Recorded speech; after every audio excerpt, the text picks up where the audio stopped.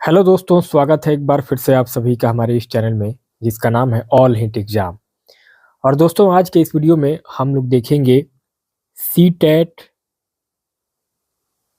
फरवरी 2026 की तैयारी के लिए हिंदी हिंदी हिंदी पेडागोजी के ऐसे 38 प्रश्नों को जो कि आपके सी टेट की परीक्षाओं में 2011 से लेकर के 2024 तक कई बार ये क्वेश्चन आपके रिपीट हुए हैं। तो दोस्तों ये क्वेश्चन आपके बहुत इंपॉर्टेंट होंगे आपके परीक्षा के लिए, फरवरी 2026 में जो परीक्षा आपकी होने वाली है सीटेट के लिए। तो दोस्तों चलिए स्टार्ट करते हैं, सीधे अपने पॉइंट की ओर बढ़ते हैं। पहला प्रश्न आपका सीटेट 2026 की तैयारी के लिए हिंदी पेडागोजी में। और मैं आपको एक चीज़ और बता दूं कि ये जो क्वेश्चन है ये आपके पेपर फर्स्ट के लिए भी उपयोगी हैं और पेपर सेकंड के लिए भी उपयोगी है, चाहे आप प्राइमरी की तैयारी करते हो या जूनियर की तैयारी करते हो। तो दोस्तों पहला प्रश्न पूछा गया है हिंदी पेडागोजी में कि उस युक्ति का चयन कीजिए जो नीचे दिए गए उदाहरण से मेल खाती है। मैं भाषा पर ध्यान केंद्रित रखती हूँ। मैं इस बात का पूरा ध्यान रखती हूँ कि यह सही हो। कौन सा सही हो? फर्स्ट ऑप्शन कह रहा है कि पर भाषा व्यवहार यानी कि ट्रांस लैंग्वेजिंग, दूसरा याद रखना, तीसरा पुनरावृत्ति करना या दोहराना, चौथा स्वनिरीक्षण। पहले नंबर के इस प्रश्न में आपका करेक्ट आंसर हो जाएगा ऑप्शन नंबर 4, स्वनिरीक्षण, सेल्फ टेस्ट। क्यों होगा दोस्तों? देखिए, जब कोई वक्ता या स्पीकर अपनी ही भाषा पर ध्यान देता है और यह सुनिश्चित करने का प्रयास करता है कि वह व्याकरणिक रूप से सही बोल रहा है, तो इसे स्वनिरीक्षण कहते हैं। अर्थात वह खुद को मॉनिटर कर रहा है, इसलिए आपका ऑप्शन नंबर चौथा यहाँ पे स्वनिरीक्षण करेक्ट हो जाएगा। बाकी अन्य विकल्पों को अगर देखें जैसे कि ट्रांस लैंग्वेजिंग, याद करना या पुनरावृत्ति दोहराना, यह सब क्या है? यहाँ पे जो है यह भाषाओं का एक अदला बदली होता है जो यहाँ पे नहीं हो रहा है। तो आपका ऑप्शन नंबर 4 यहाँ पे स्वनिरीक्षण, सेल्फ आकलन आपका करेक्ट हो जाएगा। नेक्स्ट आगे दूसरा प्रश्न पूछा गया है कि कक्षा 2 के विद्यार्थी एक कविता गा रहे हैं। यह मेरी नाक है, ये मेरे कान। यह कविता गाते समय वे शरीर के जिस अंग का नाम लेते हैं उस अंग को स्पर्श भी करते हैं। अध्यापिका किस विधि का प्रयोग करके उन्हें सिखा रही है? पहला है विभिन्न दर्शन ग्राही, दूसरा श्रव्य भाषिक, तीसरा संप्रेषणात्मक भाषा शिक्षण और चौथा है समग्र भौतिक प्रक्रिया। यहाँ करेक्ट आंसर होगा ऑप्शन नंबर 4, समग्र भौतिक प्रक्रिया। क्यों होगा? ध्यान दीजिएगा। देखिए, इसको हम बोलते हैं टीपीआर प्रणाली। टीपीआर का मतलब क्या होता है? आपका total physical response. Total physical response यानी कि समग्र भौतिक प्रतिक्रिया। इस प्रतिक्रिया में टीपीआर विधि जो है वह जेम्स आसर, इस टीपीआर विधि को जो प्रतिपादन किए थे उनका नाम है जेम्स आसर। एक सेकेंड, जेम्स आसर। जेम्स आसर ने इस टीपीआर विधि को प्रतिपादित किया था और इसमें उन्होंने बताया था कि बच्चे शब्दों या निर्देशों के साथ शारीरिक गतिविधियां यानी कि फिजिकल मूवमेंट्स करते हैं। यहाँ बच्चे नाक बोलने पर नाक को छू रहे हैं, यानी भाषा को शरीर की हरकत से जोड़ रहे हैं। यह छोटे बच्चों को सिखाने की सबसे अच्छी विधि मानी जाती है, यानी कि टीपीआर विधि यानी कि टोटल फिजिकल रिस्पॉन्स विधि, समग्र भौतिक प्रक्रिया विधि। ऑप्शन नंबर 4 आपका करेक्ट हो जाएगा। नेक्स्ट आगे क्वेश्चन नंबर तीसरा कह रहा है कि विद्यार्थी पिछली इकाई से शब्द लेकर 5 प्रश्नों के उत्तर समूह में देने का काम कर रहे हैं। वे अपने सवालों को दूसरे समूहों के साथ अदला बदली करते हैं और सवालों के उत्तर देने की कोशिश करते हैं, यह किसका उदाहरण है? पहला है सहपाठी आकलन, दूसरा स्व आकलन, तीसरा फीडबैक और चौथा पठन आकलन। करेक्ट आंसर आपका हो जाएगा ऑप्शन नंबर पहला, सहपाठी आकलन। क्यों होगा? ध्यान दीजिएगा। सहपाठी आकलन को हम बोलते हैं एक तरीके से पीयर असेसमेंट। पीयर असेसमेंट अर्थात जब छात्र एक दूसरे यानी कि अपने साथियों के काम की जांच करते हैं या एक दूसरे के सवालों का जवाब देकर के मूल्यांकन करते हैं तो उसे सहपाठी आकलन कहते हैं। यहाँ समूह एक दूसरे के प्रश्नों को हल कर रहे हैं, इसलिए आपका ऑप्शन नंबर पहला सहपाठी आकलन पीयर असेसमेंट करेक्ट और राइट आंसर हो जाएगा। नेक्स्ट आगे अगला चौथा प्रश्न पूछा गया है कि सुधा अपनी कक्षा में पाठ्य सामग्री में आई व्याकरण और शब्द संपदा की व्याख्या करने के लिए विद्यार्थियों के घर की भाषा या मुख्य भाषा का प्रयोग करती है। बाद में वह उन्हें उनका अनुवाद करने में मदद करती है। सुधा विद्यार्थियों को अंग्रेजी सीखने में किस विधि का अनुसरण कर रही है? पहला है संरचनात्मक विधि, दूसरा है संप्रेषणात्मक भाषा शिक्षण, तीसरा है व्याकरण अनुवाद विधि और चौथा है प्रत्यक्ष विधि। तो यहाँ आपका करेक्ट आंसर क्या हो जाएगा? ऑप्शन नंबर तीसरा व्याकरण अनुवाद विधि। क्यों सही होगा? ध्यान दीजिएगा। देखिए व्याकरण अनुवाद विधि ग्रामर ट्रांसलेशन मेथड, इस विधि में लक्ष्य भाषा यानी कि जो टारगेट लैंग्वेज होता है जैसे कि अंग्रेजी, इसको सिखाने के लिए मातृभाषा का प्रयोग किया जाता है। व्याकरण के नियमों की व्याख्या की जाती है और वाक्यों का अनुवाद यानी कि ट्रांसलेशन किया जाता है। तो सुधा ठीक यही काम कर रही है, इसलिए हम इसको व्याकरण अनुवाद विधि ट्रांसलेशन ग्रामर ट्रांसलेशन मेथड कहेंगे। ऑप्शन नंबर थर्ड आपका करेक्ट हो जाएगा। नेक्स्ट आगे पांचवा प्रश्न है कि क्यूमिन्स के अनुसार सामाजिक भाषा को और किस भाषा के नाम से जाना जाता है?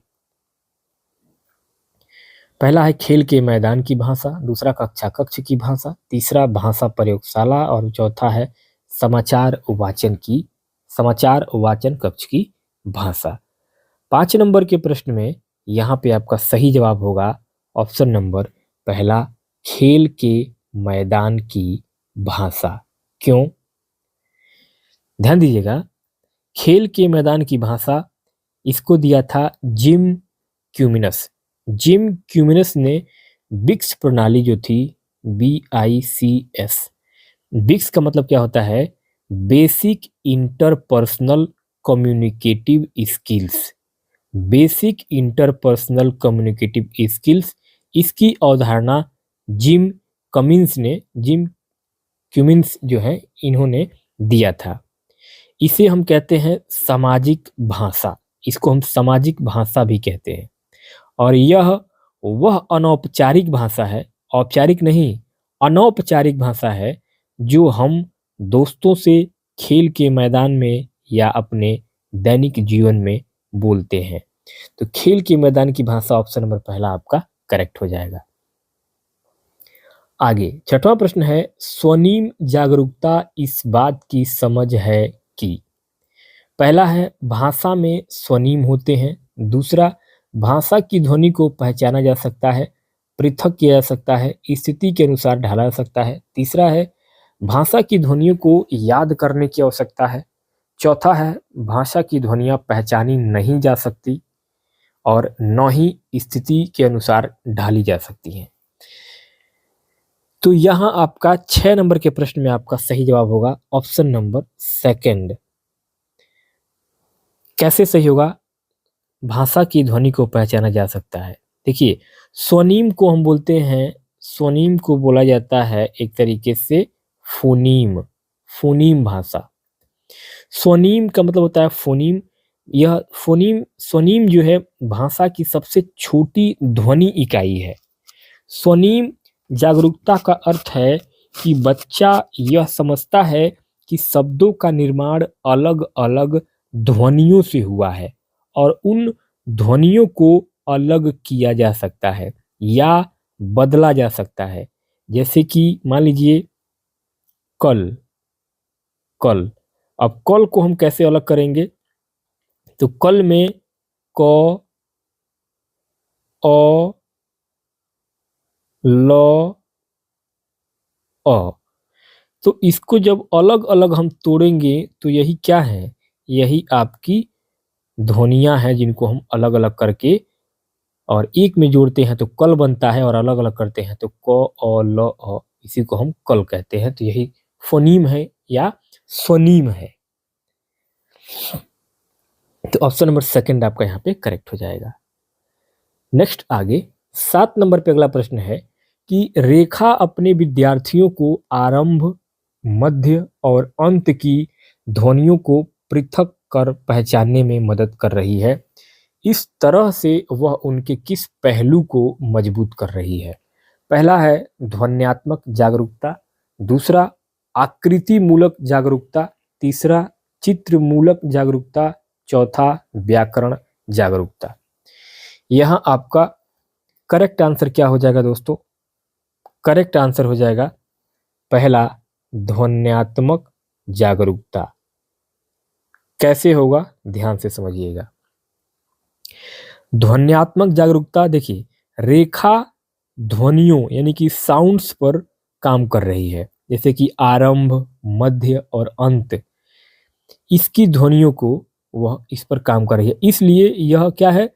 सीधे तौर पर ध्वन्यात्मक जागरूकता से संबंधित है, इसलिए आपका ऑप्शन में पहला राइट आंसर हो जाएगा। अगला 8वां प्रश्न है कि समीना अपने विद्यार्थियों के लिए पठन के समय बहुत से चित्रों और दृश्यों का प्रयोग करती है। दृश्यात्मकता उसके विद्यार्थियों को किस तरह से मदद करेगी? पहला है जिस विचार बिंदु के बारे में वे सोच रहे हैं उसे समझने में, दूसरा पाठ्य सामग्री को बेहतर तरीके से समझने के लिए उसका चित्र बनाने में, तीसरा पाठ्य सामग्री से जुड़ी फिल्म को बेहतर तरह से समझने में और चौथा है अपने पठन संबंधी गृह कार्य की अच्छी तरह से योजना बनाने में। तो यहाँ आपका 8 नंबर के इस प्रश्न में सही जवाब हो जाएगा ऑप्शन नंबर सेकंड, यानी कि पाठ्य सामग्री को बेहतर तरीके से समझने के लिए उसका चित्र बनाने में। कैसे सही होगा? ध्यान दीजिएगा। देखिए, दृश्यात्मकता जिसको कि हम बोलते हैं विजुअलाइजेशन, दृश्यात्मकता या विजुअलाइजेशन या चित्रों का प्रयोग बच्चों को अमूर्त विचारों को समझने में मदद करता है। जब बच्चे पढ़ते समय चित्रों को देखते हैं या मन में चित्र बनाते हैं तो वे पाठ को यानी कि टेक्स्ट को, अर्थ को गहराई से समझ पाते हैं, इसलिए आपका ऑप्शन नंबर सेकंड यहाँ पे करेक्ट हो जाएगा। नेक्स्ट 9 नंबर पे अगला प्रश्न है निर्देशित पठन विद्यार्थियों को उन पठन युक्तियों के विकास के माध्यम से पठन प्रक्रिया पर बेहतर अधिकार प्राप्त करने में मदद करता है, जो पहला है डिकोड करने और अर्थ निर्माण में मदद करती है, दूसरा डिकोड करने और कूटबद्ध करने में मदद करती है, तीसरा डिकोड करने और साकार कल्पना करने में मदद करती है, चौथा डिकोड करने और पठन करने में मदद करती है। तो यहाँ 9 नंबर के इस प्रश्न में सही जवाब हो जाएगा पहला, अर्थात डिकोड करने और अर्थ निर्माण में मदद करती है। ध्यान दीजिएगा। देखिए, पठन यानी कि रीडिंग, पठन या रीडिंग का मुख्य उद्देश्य केवल अक्षरों को पढ़ना यानी कि डिकोड करना नहीं होता है, बल्कि उसका अर्थ समझना, उसका मीनिंग मेकिंग समझना सबसे जरूरी होता है। निर्देशित पठन यानी कि गाइडेड रीडिंग, निर्देशित पठन या गाइडेड रीडिंग इसी पर केंद्रित होता है, इसलिए आपका ऑप्शन नंबर पहला करेक्ट हो जाएगा। 10 नंबर पे अगला प्रश्न है कि व्याख्यात्मक अथवा सूचनात्मक हम किसे कहेंगे? पहला विवरण, दूसरा वृत्तांत, तीसरा प्रतिपादन और चौथा वर्णन। 10 नंबर के इस प्रश्न में सही जवाब होगा ऑप्शन नंबर पहला, विवरण। विवरण अर्थात एक्सपोजिटरी, एक्सपोजिटरी, एक्सपोजिटरी। विवरण व्याख्यात्मक या सूचनात्मक पाठ वे होते हैं जो किसी विषय के बारे में जानकारी या विवरण देते हैं, जैसे कि विज्ञान की कोई पुस्तक हो गई या अखबार का कोई लेख हो गया। इसे हम क्या कहते हैं? विवरण कहते हैं या विवरण कहा जाता है। तो ऑप्शन नंबर आपका पहला विवरण करेक्ट हो जाएगा। 11वां प्रश्न है कि निम्नलिखित में से कौन सा समाज भाषा विज्ञान का हिस्सा नहीं है? पहला है सत्तात्मक कारकों, सामाजिक, आर्थिक तथा अथवा राजनैतिक तथा भाषा परिवर्तन पर उनके प्रभावों का अध्यापन। दूसरा, बोलने से संबंधित कुछ विशेषताओं के प्रति लोगों के व्यवहार का अध्ययन। तीसरा, बोलचाल की भाषा में ध्वनियों का अध्ययन। चौथा, समाज में बोली के बारे में सामान्य दृष्टिकोण। तो यहाँ करेक्ट जवाब क्या होगा? ऑप्शन नंबर थर्ड, अर्थात बोलचाल की भाषा में ध्वनियों का अध्ययन। कैसे? देखिए, समाज भाषा विज्ञान, समाज भाषा विज्ञान जिसको हम कहते हैं सोशियो लिंग्विस्टिक्स, सोशियो लिंग्विस्टिक समाज भाषा विज्ञान भाषा और समाज के रिश्ते का अध्ययन करता है। तो यहाँ पे जो है आपका विकल्प 1, 2 और 4, ये तीनों जो विकल्प हैं ये किससे जुड़े हैं? ये समाज से जुड़े हैं। तो यहाँ पे ध्वनियों का अध्ययन शुद्ध रूप से स्वर्ण विज्ञान यानी कि फोनेटिक्स का हिस्सा है, न कि समाज भाषा विज्ञान का मुख्य हिस्सा। इसलिए आपका ऑप्शन नंबर तीसरा यहाँ पे करेक्ट हो जाएगा। क्यों? क्योंकि इसमें नहीं पूछा गया था। तो यहाँ पे ऑप्शन नंबर थर्ड आपका सही जवाब हो जाएगा। आगे 12वां प्रश्न है कि राष्ट्रीय पाठ्यचर्या की रूपरेखा 2005 प्राथमिक स्तर पर किस भाषा को अनुदेशन माध्यम बनाने की सिफारिश करता है? पहला है मातृभाषा, दूसरा क्षेत्रीय भाषा, तीसरा 8वीं अनुसूची में सम्मिलित कोई भी भाषा, चौथा अंग्रेजी भाषा। तो यहाँ आपका करेक्ट आंसर होगा ऑप्शन नंबर पहला, मातृभाषा। क्यों होगा? देखिए, एनसीएफ 2005, नेशनल क्यूरिकुलम फ्रेमवर्क 2005 और नई शिक्षा नीति एनईपी, नई शिक्षा नीति 2020 दोनों ही इस बात पर जोर देते हैं कि प्राथमिक स्तर पर पढ़ाई का माध्यम बच्चे की मातृभाषा होनी चाहिए, ताकि वे आसानी से कोई भी बात को समझ सकें और जल्दी सीख सकें। इसलिए आपका ऑप्शन नंबर पहला, मातृभाषा, मदर टंग करेक्ट हो जाएगा। 13वां प्रश्न है कि शिक्षार्थी केंद्रित कक्षा कौन सी है? पहला, जिस कक्षा में अध्यापक निर्णय लेते हैं और आत्मनिर्भर होते हैं। दूसरा, जिसमें अधिगम का समग्र उत्तरदायित्व अध्यापक पर होता है। तीसरा, जिसमें विद्यार्थियों की बहुत कम संख्या पर ध्यान दिया जाता है और अधिकांश विद्यार्थियों की अनदेखी की जाती है। चौथा, जिसमें शिक्षार्थियों के पूर्व ज्ञान और अनुभवों को शामिल किया जाता है। तो यहाँ करेक्ट आंसर क्या हो जाएगा? ऑप्शन नंबर चौथा, जिसमें शिक्षार्थियों के पूर्व ज्ञान और अनुभवों को शामिल किया जाता है। क्यों सही होगा? ध्यान दीजिए। देखिए, शिक्षार्थी केंद्रित यानी कि लर्नर सेंटर्ड, शिक्षार्थी केंद्रित लर्नर सेंटर्ड कक्षा वह होती है जहां बच्चे के अनुभव, उनकी आवाज और उनकी भागीदारी को महत्व दिया जाता है। अध्यापक केवल मार्गदर्शक होता है, न कि कोई तानाशाह। इसलिए आपका ऑप्शन नंबर चौथा सही हो जाएगा। 14वां प्रश्न है कि राष्ट्रीय शिक्षा नीति 2020 क्या कहती है? पहला, विद्यालय में अधिगम के लिए बहुभाषिकता और भाषाओं की शक्ति आवश्यक है। दूसरा, आगे की शिक्षा को सहज बनाने के लिए विद्यालय के प्राथमिक चरण में माध्यम के रूप में अंग्रेजी भाषा हो। तीसरा, सभी भाषा अधिगम मातृभाषा में ही होनी चाहिए। चौथा, बच्चों को अपनी रुचि के अनुसार अनेक भाषाएं सीखनी चाहिए। तो यहाँ आपका 14 नंबर के इस प्रश्न में पहला विकल्प आपका करेक्ट हो जाएगा। विद्यालय में अधिगम के लिए बहुभाषिकता और भाषाओं की शक्ति आवश्यक है। क्यों करेक्ट होगा दोस्तों, ध्यान दीजिएगा। देखिए, विद्यालय में यहाँ पे एनईपी नेशनल एजुकेशन पॉलिसी, राष्ट्रीय शिक्षा नीति 2020 बहुभाषिकता यानी कि मल्टीलिंगुअलिज्म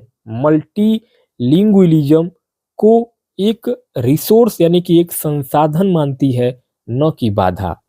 यह बच्चों की अपनी भाषाओं का सम्मान करती है, इसलिए आपका ऑप्शन नंबर पहला सही हो जाएगा।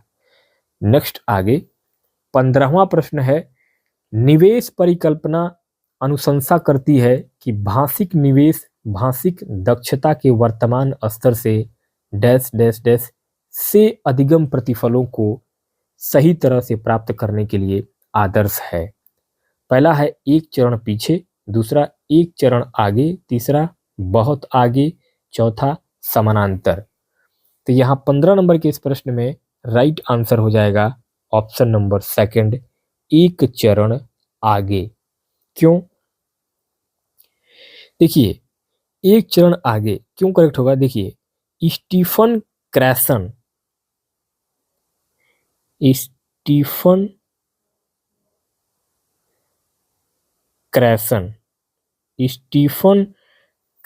की निवेश परिकल्पना, ये निवेश परिकल्पना है, ये किसकी है? स्टीफन क्रैसन की परिकल्पना है, जिसको हम बोलते हैं इनपुट हाइपोथेसिस। स्टीफन क्रैसन की निवेश परिकल्पना के अनुसार बच्चों को उनकी वर्तमान क्षमता से थोड़ा ऊपर के स्तर का ज्ञान सामग्री देनी चाहिए। इसे हम बोधगम्य निवेश भी कहते हैं। तो ऑप्शन नंबर आपका ऑप्शन नंबर दूसरा, एक चरण आगे करेक्ट राइट आंसर हो जाएगा। आगे 16 नंबर पे अगला प्रश्न है कि किसी भाषा की उपभाषिक विशेषताओं के संबंध में कथन अ और ब पर विचार करिए। कथन अ कह रहा है कि ध्वनि की प्रबलता सिर्फ वह नहीं है जो आप कहते हैं, बल्कि वह है कि आप कैसे कहते हैं। ब, स्वर शैली का अर्थ है आवाज या भाषण में विभिन्नता। अब यहाँ राइट आंसर हो जाएगा आपका ऑप्शन नंबर थर्ड, अ और ब दोनों कथन सत्य और सही है। क्यों? देखिए, उपभाषिक विशेषताएं, जिसको हम पैरालिंग्विस्टिक फीचर्स कहते हैं, उपभाषिक विशेषताएं पैरालिंग्विस्टिक फीचर्स शब्दों से परे होती है। और अगर आप कैसे बोलते हैं, जैसे कि तेज बोलते हैं, धीरे बोलते हैं, गुस्से में बोलते हैं, यह महत्वपूर्ण होता है। वो कह रहा है कि स्वर शैली यानी कि इंटोनेशन, आपकी स्वर शैली इंटोनेशन यानी आवाज का उतार चढ़ाव अर्थ बदल देता है, इसलिए दोनों सही है। ऑप्शन नंबर आपका थर्ड यहाँ पे करेक्ट हो जाएगा। 17वां प्रश्न है कि वाइगोत्स्की के अनुसार बच्चों में भाषा का विकास कब होता है? पहला, जब वे दूसरों के साथ बातचीत करते हैं। दूसरा, जब वे भौतिक वस्तुओं के साथ बातचीत करते हैं। तीसरा, जब वे स्वयं से बातचीत करते हैं। और चौथा, जब वे चुप रहते हैं। यहाँ करेक्ट आंसर क्या होगा? ऑप्शन नंबर पहला हो जाएगा, जब वे दूसरों के साथ बातचीत करते हैं। कैसे? देखिए, लेव वाइगोत्स्की का सिद्धांत सामाजिक सांस्कृतिक सिद्धांत कहलाता है। कौन सा है? लेव वाइगोत्स्की का जो सिद्धांत है वह सामाजिक सांस्कृतिक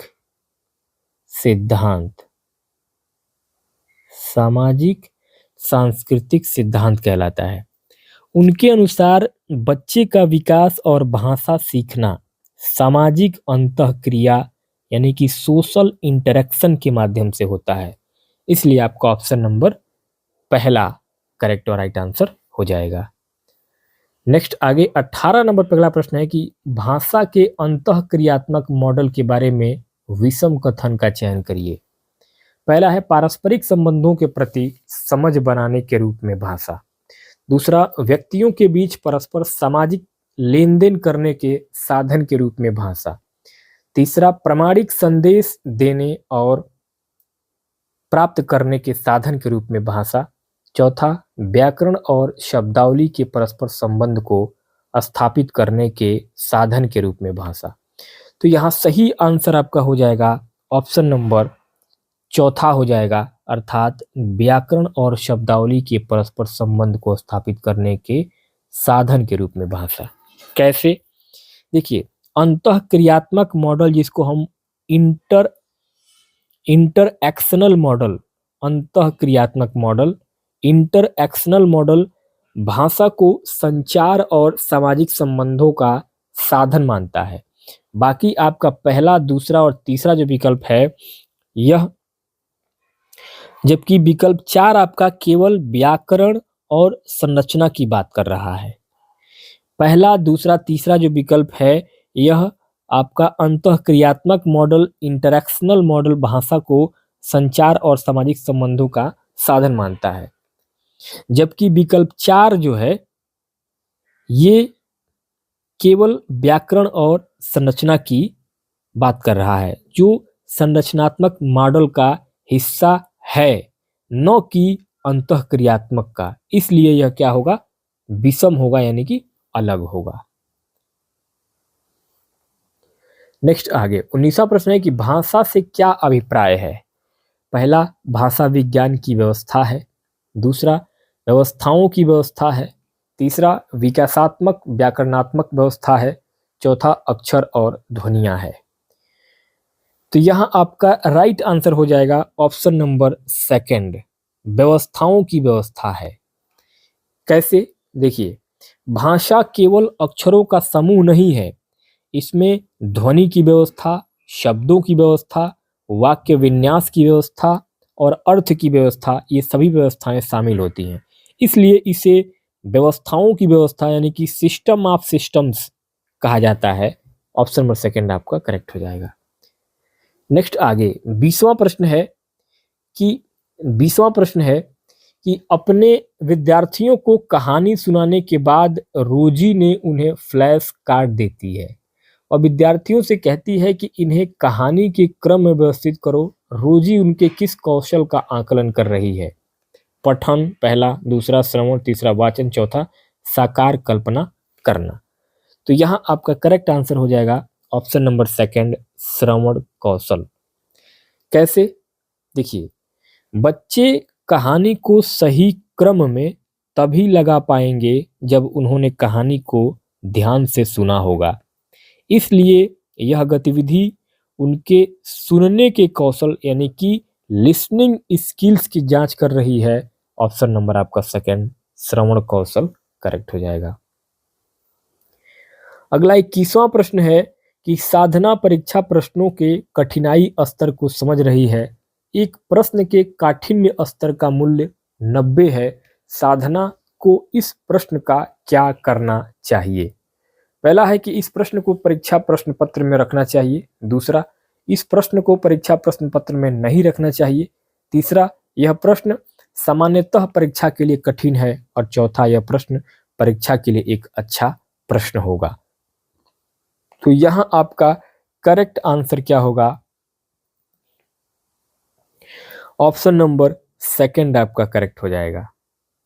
इस प्रश्न को परीक्षा प्रश्न पत्र में नहीं रखना चाहिए। क्यों नहीं रखना चाहिए? देखिए, कठिनाई स्तर 90 का मतलब है कि 90% छात्रों ने इसे सही हल कर दिया, अर्थात यह प्रश्न बहुत आसान है। एक अच्छी परीक्षा में ऐसे प्रश्न होने चाहिए जो छात्रों की योग्यता में अंतर कर सके, यानी कि डिस्क्रिमिनेशन कर सके। बहुत आसान प्रश्न यह काम नहीं कर पाते हैं, इसलिए आपका ऑप्शन नंबर सेकंड यहाँ पे करेक्ट हो जाएगा। नेक्स्ट आगे क्वेश्चन नंबर 22वां कह रहा है कि बुनियादी अंतर्वैयक्तिक संप्रेषण कौशल बिक्स की अवधारणा किसके द्वारा दी गई है? पहला है स्टीफन क्रैसन, दूसरा लेव वाइगोस्की, तीसरा बीएफ स्किनर और चौथा जिम क्यूमिन्स। अभी इसके पहले मैंने जो प्रश्न पढ़ाया था उसमें मैंने ये आपका ये क्वेश्चन में ही आंसर दिया था। कमेंट बॉक्स में इसका आंसर आप सभी बताएंगे। तो दोस्तों यहाँ आपका राइट आंसर हो जाएगा ऑप्शन नंबर 4, जिम क्यूमिन्स। बिक्स जो है, जो भाषा है बिक्स, इसको हम जिम क्यूमिन्स ने इस भाषा को दिया था, जो कि एक रोजमर्रा की भाषा है। और काल्प CALP, काल्प क्या है? एक अकादमिक भाषा का सिद्धांत है, इसको भी कौन दिया था? इसको भी जिम क्यूमिन्स ने ही दिया था। तो बिक्स और काल्प ये दोनों जो है, इन दोनों को जिम क्यूमिन्स ने दिया था। तो ऑप्शन नंबर 4 आपका करेक्ट हो जाएगा। आगे 23वां प्रश्न है कि गुरजीत अपने विद्यार्थियों को सामाजिक कौशल और सामाजिक भाषा सिखाना चाहती है, इसके लिए कौन सी युक्ति सर्वोत्तम होगी? पहला ड्रामा, दूसरा खेल, तीसरा रोल प्ले और चौथा वाद विवाद। तो यहाँ आपका करेक्ट आंसर क्या हो जाएगा? Option number 3, role play. कैसे सही होगा? देखिए, सामाजिक कौशल सीखने के लिए वास्तविक जीवन जैसी स्थितियों का अभिनय करना सबसे अच्छा होता है। रोल प्ले में बच्चे डॉक्टर, दुकानदार आदि बन करके सामाजिक बातचीत का अभ्यास करते हैं, इसलिए आपका option number 3, role play correct हो जाएगा। 24वां प्रश्न है कि भाषा अधिगम में मौन अवधि चुनौतीपूर्ण यानी कि महत्वपूर्ण है, यह कथन है। सही है, दूसरा आंशिक रूप से सही है, तीसरा गलत है, चौथा तथ्यात्मक रूप से सही नहीं है। तो यहाँ 24 नंबर के इस प्रश्न में आपका राइट आंसर हो जाएगा ऑप्शन नंबर 1, सही है। कैसे सही है? देखिए, भाषा सीखने की शुरुआत में बच्चे अक्सर कुछ समय तक चुप रहते हैं और केवल सुनते हैं, समझते हैं। इसे हम कहते हैं साइलेंट पीरियड यानी कि मौन अवधि। यह सीखने की प्रक्रिया का एक प्राकृतिक और महत्वपूर्ण हिस्सा होता है, इसलिए आपका ऑप्शन नंबर 1 सही होगा। 25वां प्रश्न है कि निम्नलिखित में से बुनियादी अंतर वैयक्तिक संप्रेषण कौशल यानी कि बिक्स और संज्ञानात्मक अकादमिक भाषा निपुणता काल्प के बारे में क्या सही है? पहला है काल्प बिक्स के लिए दूसरा शब्द है, दूसरा काल्प बिक्स से भिन्न है, तीसरा काल्प बिक्स से संबंधित नहीं है, चौथा काल्प बिक्स का विस्तार है। तो यहाँ करेक्ट आंसर क्या होगा? करेक्ट आंसर हो जाएगा आपका ऑप्शन नंबर 2, काल्प बिक्स से क्या है? अलग है यानी कि भिन्न है। बिक्स का मतलब क्या होता है? बिक्स का मतलब होता है अनौपचारिक बोलचाल की भाषा। विकसित होने में 1-2 साल का समय लगता है, जबकि काल्प क्या है? काल्प यानी कि औपचारिक भाषा यानी कि किताबों और स्कूलों की कठिन भाषा विकसित होने में 5-7 साल लगते हैं। तो ये क्या है? ये दोनों अलग अलग हैं। बिक्स जो है ये 1-2 साल में बच्चे सीख जाएंगे, लेकिन काल्प जो है ये कम से कम 5 से 7 साल में बच्चे सीखते हैं। तो ये कठिन भाषा है काल्प, क्योंकि ये क्या है? काल्प क्या है? एक तरीके से औपचारिक भाषा है। औपचारिक भाषा यानी कि इसी भाषा में, जैसे कि आपका अंग्रेजी सीखने में आपको ज़्यादा समय लगेगा जो बच्चे हिंदी बोलते हैं, तो बिक्स बच्चों के लिए क्या हो गया? बच्चों के लिए जो हिंदी भाषी बच्चे हैं उनके लिए बिक्स आपका हिंदी हो गया, और काल्प क्या हो गया आपका? काल्प अंग्रेजी हो गया। यही अंतर होता है, यानी कि औपचारिक और अनौपचारिक भाषा। 26वां प्रश्न है कि सुनकर याद कर लेने वाले, मौखिक निर्देशों को प्राथमिकता देने वाले और श्रवण व वाचन के माध्यम से सीखने वाले विद्यार्थी किस प्रकार के अधिगम को चाहते हैं? पहला है दृश्यात्मक, दूसरा श्रव्य, तीसरा गद्यात्मक, चौथा स्थानिक। तो यहाँ आपका सही आंसर होगा ऑप्शन नंबर 2, श्रव्य। कैसे होगा? देखिए, जो छात्र स्टूडेंट सुन करके मौखिक निर्देशों से और बातचीत से सीखते हैं उन्हें श्रव्य शिक्षार्थी यानी कि ऑडिटोरी लर्नर कहा जाता है। तो यहाँ पे आपका ऑप्शन नंबर 2 श्रव्य करेक्ट हो जाएगा। 27वां प्रश्न है कि निम्नलिखित में से कौन सी शब्द रचना की प्रक्रिया है? ए गढ़न शब्द निर्माण, दूसरा उद्धृत करना, तीसरा संयोजन और चौथा मिलान या मिश्रण। तो यहाँ आपका राइट आंसर हो जाएगा ऑप्शन नंबर चौथा ए बी सी और डी, यानी कि ए बी सी और डी चारों आपका सही हो जाएगा। क्योंकि देखिए शब्दों की जो रचना होती है, वर्ड फॉर्मेशन जो होता है वह कई तरीकों से होता है, जैसे कि नए शब्द को गढ़ना या उद्धृत करना यानी कि बोरोइंग करना, संयोजन यानी कि एक तरीके से कंपाउंडिंग करना, दो शब्दों को एक साथ जोड़ना, मिलाना यानी कि एक तरीके से ब्लेंडिंग करना। तो ये सभी क्या है, शब्दों को बनाने की एक प्रक्रिया है, प्रोसेस है। तो यहाँ पे आपका ऑप्शन नंबर चौथा करेक्ट हो जाएगा, ए बी सी और डी। आगे 28वां प्रश्न है कि यह किस आधार पर कहा जाता है कि अध्यापक को जहां तक संभव हो चुप रहना चाहिए और शिक्षार्थियों को जहां तक संभव हो भाषा प्रयोग यानी कि बोलने के अधिक से अधिक अवसर देने चाहिए। पहला ऑप्शन है सजिस्टोपीडिया यानी कि परामर्श कोश, दूसरा समग्र भौतिक प्रक्रिया, तीसरा मौन विधि, चौथा समग्र भाषा। तो यहाँ आपका राइट आंसर क्या हो जाएगा, ऑप्शन नंबर तीसरा मौन विधि। देखिए साइलेंट वे मौन विधि, मौन विधि साइलेंट वे शिक्षण की वह विधि है जिसमें शिक्षक कम से कम बोलता है ताकि छात्र ज़्यादा से ज़्यादा बोले और भाषा का प्रयोग करे। इसलिए आपका ऑप्शन नंबर थर्ड यहाँ पे करेक्ट हो जाएगा। आगे 29वां प्रश्न है कि भाषा के साथ संलग्नता से क्या आशय है। पहला, शिक्षार्थी भाषा के नियम सीखते हैं। दूसरा, अध्यापक भाषा अधिगम के लिए शिक्षार्थियों के साथ काम करते हैं। तीसरा, शिक्षार्थी शब्दों और वाक्यों का अर्थ समझे बगैर उन्हें डिकोड करते हैं। चौथा, शिक्षार्थी भिन्न भिन्न उद्देश्यों के लिए भाषा का प्रयोग करते और सीखते हैं। तो यहाँ आपका राइट आंसर होगा ऑप्शन नंबर 4, शिक्षार्थी भिन्न भिन्न उद्देश्यों के लिए भाषा का प्रयोग करते हैं और सीखते हैं। कैसे सीखते हैं, देखिए भाषा के साथ संलग्नता यानी कि इंगेजमेंट का मतलब होता है कि बच्चे रटने के बजाय भाषा का सार्थक प्रयोग यानी कि मीनिंगफुल यूज कर रहे हैं। इसलिए आपका ऑप्शन नंबर 4 यहाँ पे सही हो जाएगा। आगे 30वां प्रश्न है, राष्ट्रीय शिक्षा नीति 2020 के अनुसार विद्यालयी शिक्षा का क्या ढांचा है। तो यहाँ आपका करेक्ट आंसर हो जाएगा पहला 5 + 3 + 4, यानी कि राष्ट्रीय शिक्षा नीति NEP 2020 के अनुसार जो पुरानी जो प्रणाली थी जिसको हम 10 + 2 कहते थे, उस प्रणाली को बदल करके 5 + 3 + 3 + 4 कर दिया गया है, यानी कि फाउंडेशनल, प्रिपरेटरी, मिडिल और सेकेंडरी। ऑप्शन नंबर आपका पहला आपका करेक्ट हो जाएगा। अगला 31वां प्रश्न है कि शिक्षिका ने कक्षा 4 के विद्यार्थी को 6-6 के समूह में बांटा और उन्हें बिना अंत वाली एक लघु कथा दी। उसके बाद उसने कल्पना करने, चर्चा करने, अंतिम रूप देकर कहानी का अंत लिखने के लिए कहा। इस गतिविधि के द्वारा शिक्षिका उनके किस कौशल का विकास कर रही है। पहला नियंत्रित लेखन, दूसरा निर्देशित लेखन, तीसरा रचनात्मक लेखन और चौथा उत्पाद लेखन। तो यहाँ आपका सही आंसर हो जाएगा ऑप्शन नंबर तीसरा रचनात्मक लेखन।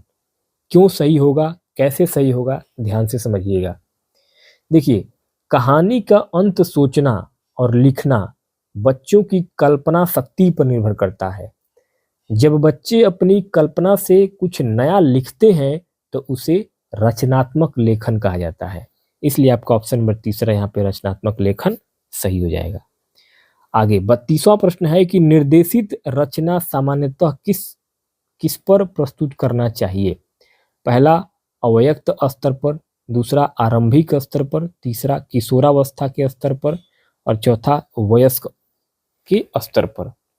तो यहाँ आपका राइट आंसर क्या हो जाएगा, ऑप्शन नंबर सेकंड आरंभिक स्तर पर।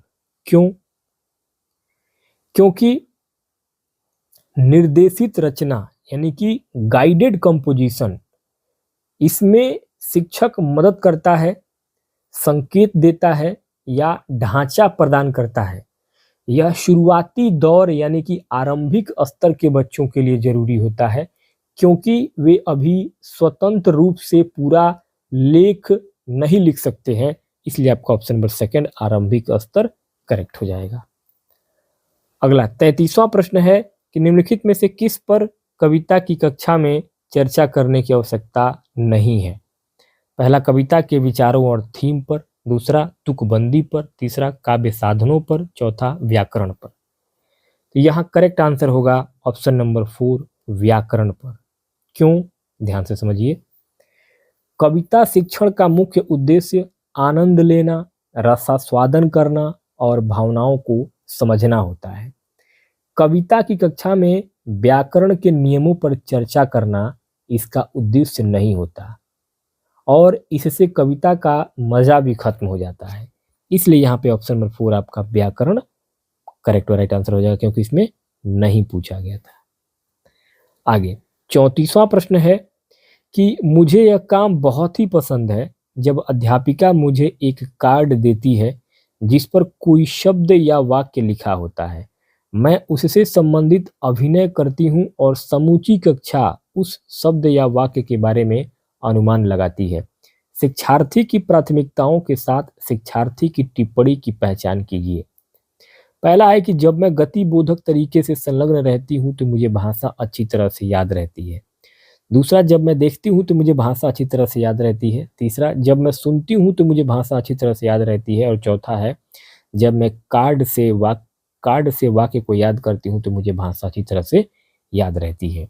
तो यहाँ आपका सही और राइट आंसर क्या हो जाएगा? ऑप्शन नंबर पहला करेक्ट हो जाएगा। क्यों? क्योंकि वह बच्ची अभिनय यानी कि एक्टिंग मूवमेंट करके सीख रही है। इसे हम कहते हैं गतिबोधक यानी कि काइनेटिक अधिगम। गतिबोधक अधिगम, जहां शरीर की गति सीखने में मदद करती है। इसलिए आपका ऑप्शन नंबर पहला करेक्ट हो जाएगा। 35वां प्रश्न है कि निम्नलिखित कथनों को पढ़िए तथा सही विकल्प का चयन कीजिए। पहला अभिकथन कह रहा है कि विद्यालय में प्रवेश करने वाले सभी बच्चे अपनी आयु के अनुसार भाषा के सक्षम प्रयोगकर्ता होते हैं। तर्क आर कह रहा है कि भाषिक और सांस्कृतिक विविधता के कारण वे अपनी योग्यताओं का प्रदर्शन नहीं कर पाते हैं। तो यहाँ आपका राइट आंसर क्या हो जाएगा? ऑप्शन नंबर चौथा ए सही है परंतु आर गलत है। ए सही है परंतु आर गलत है। कैसे गलत है? ध्यान दीजिए। देखिए, बच्चे जब स्कूल आते हैं तो अपनी मातृभाषा बोलने में पूरी तरह सक्षम होते हैं। यह बातें बिल्कुल करेक्ट और सही है, लेकिन इसके पीछे जो लॉजिक, जो रीजन, तर्क दिया जा रहा है कि देखिए, विविधता यानी कि डाइवर्सिटी बच्चों को रोकती नहीं है, बल्कि एनसीएफ और आधुनिक शिक्षा शास्त्र के अनुसार भाषाई विविधता एक संसाधन है, न कि कोई बाधा। इसलिए वे विविधता के कारण नहीं, बल्कि स्कूल द्वारा उनकी भाषा को महत्व न देने के कारण प्रदर्शन नहीं कर पाते हैं। इसलिए आपका ऑप्शन नंबर चौथा यहाँ पे ई सही है परंतु आर गलत है, करेक्ट हो जाएगा। आगे 36वां प्रश्न है, कक्षा 5 का मंजीत अपने अध्यापक से अलग शैली में बात करता है, अपने मित्रों से कुछ अलग तरह से और एक 2 वर्षीय बच्चे से कुछ अलग तरह से बात करता है।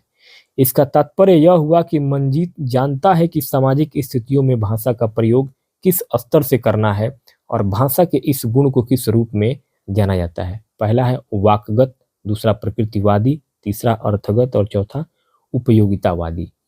तो यहाँ आपका करेक्ट आंसर हो जाएगा ऑप्शन नंबर चौथा उपयोगितावादी। कैसे सही होगा समझिएगा।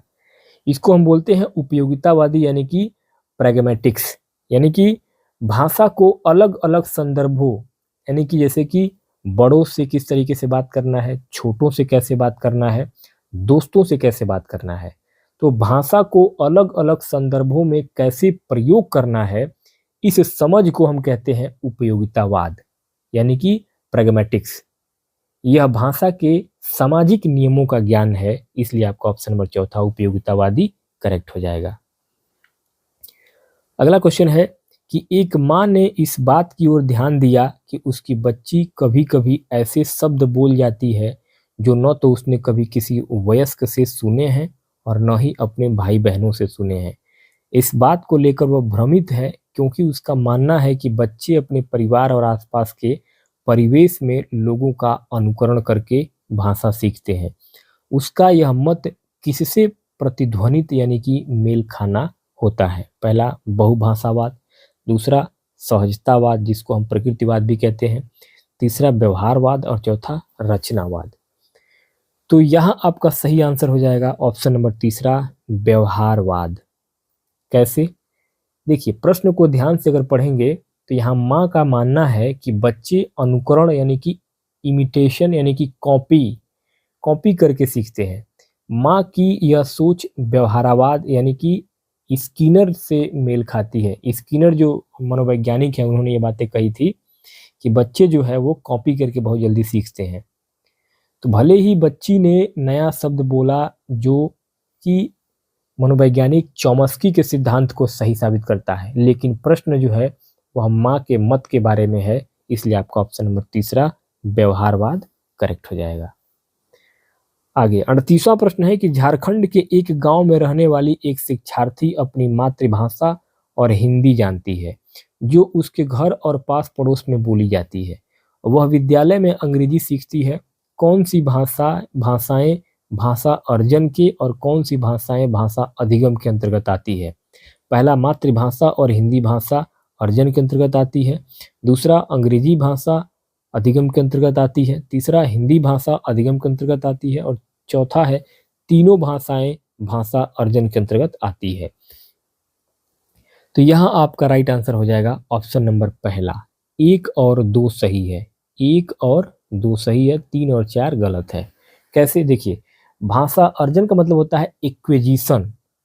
भाषा अर्जन का मतलब होता है कि जो भाषा हम प्राकृतिक रूप से बिना स्कूल गए अपने घर परिवार से सीखते हैं उसको हम कहते हैं अपनी मातृभाषा और हिंदी भाषा।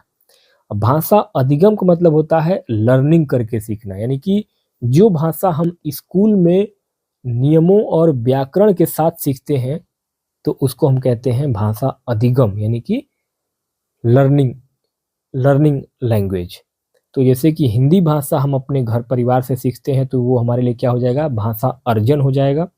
और अंग्रेजी भाषा जब हम स्कूल में जाके सीखते हैं तो वो क्या हो जाता है? भाषा अधिगम हो जाता है यानी कि लर्निंग लैंग्वेज हो जाता है। तो लर्निंग लैंग्वेज और एक्विजिशन लैंग्वेज, भाषा अर्जन और भाषा अधिगम, दोनों में आप लोगों को अंतर कंफर्म हो गया होगा। तो दोस्तों इस प्रकार से इस वीडियो में हम लोगों ने सीटेट 2026 की तैयारी के लिए हिंदी पेडागोजी अर्थात हिंदी के जो आपके शिक्षण विधि के प्रश्न आते हैं सीटेट की परीक्षा में, उन शिक्षण विधियों के 38 महत्वपूर्ण प्रश्नों को हम लोगों ने इस वीडियो में हल किया है जो कि आपके आगामी 2026 की परीक्षा के लिए बहुत हेल्प करेगा। दोस्तों हमारे इस चैनल पे आपको 2011 से लेकर के 2024 तक के सभी पेपर, चाहे वो आपके पेपर 1 हो या आपका पेपर 2 हो, क्लास 5 1 to 5 के लिए और 6 to 8 के लिए सभी प्रीवियस ईयर के पेपर सॉल्व करके ऑलरेडी अपलोड किए गए हैं। तो अगर आप सीटेट की तैयारी कर रहे हैं तो आप हमारे इस चैनल पर विजिट कर सकते हैं और उस प्लेलिस्ट को आप चेक करिएगा, आपको सारे प्रीवियस ईयर के पेपर सॉल्व करके मिल जाएंगे। वीडियो कैसा लगा मुझे कमेंट बॉक्स में जरूर बताइएगा। मिलते हैं एक नेक्स्ट वीडियो में नए टॉपिक के साथ, तब तक के लिए बहुत बहुत धन्यवाद।